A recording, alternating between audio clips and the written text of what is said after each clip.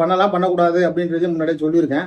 இவங்க வந்து என்ன பண்ண போகிறாங்கன்ற ஒரு முடிவு இருக்கணும். அதாவது நான் இதை பண்ண போகிறோம் சார், இனிமேட்டு ஃபியூச்சரில் இந்த ப்ராப்ளம் வராமல் இருக்கிறதுக்கு நான் வேறு எதாவது பண்ணி தான் ஆகணும், நாங்கள் வந்து சட்டப்படியே போய்க்கிறோம், எங்களால் வந்து இந்த மாதிரி பணத்தை கட்டுறதுக்கான வாய்ப்புகள் எதுவும் இல்லை, அதே மாதிரி சம்பளம் எங்களுக்கு பற்ற மாட்டேங்குது, பசங்க அப்படி இப்படின்னு ஆகி போச்சு, நாங்கள் வாங்கினதெல்லாம் வந்து பார்த்தீங்கன்னா எங்களுக்கு நஷ்டமாயிடுச்சு, ஏதோ ஒரு காரணம்.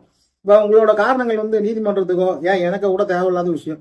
இப்போ வந்து சொல்கிறாங்க, நிறைய பேர் சொல்கிறாங்க, சார் இந்த மாதிரி சார் நான் வந்து இதில் போட்டு ஏமாந்துட்டேன் சார், ட்ரேடில் போட்டு ஏமாந்துட்டேன், அதே மாதிரி வந்து இந்த கோல்டு ஃபைனான்ஸ்னு சொல்லிட்டு போட்டாங்க, அதெல்லாம் நான் ஏமாந்துட்டேன், சீட்டு கட்டணும் சார், சீட்டு எடுத்துகிட்டு போயிட்டாங்க சார், இன்னும் கடக்கல, ஃபண்டு போட்டு நிறைய காரணங்கள் சொல்லலாம்.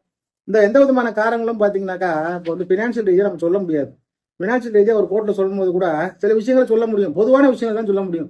உதாரணத்துக்கு எல்லாத்துக்கும் வர ஃபினான்ஷியல் கிரைசிஸ்ன்றது காரணத்தை விளக்க முடியாது, நம்ம அங்கே கொடுத்தோம் அங்கே கொடுத்தோன்றதெல்லாம் சொல்ல முடியாது. ஏன்னா ஆஸ் பர் அக்ரிமெண்ட் இங்கே நீங்கள் என்ன பண்ணியிருக்கீங்களோ அதுதான் வெலைடு கண்டென்ட், அதை பொறுத்த வரைக்கும் நம்ம வெளியே எதுவும் சொல்ல முடியாது. இப்போ சட்டப்படி தான் ஆக்ஷன் எடுக்கும் அப்படின்னு முடிவு வந்துடும்.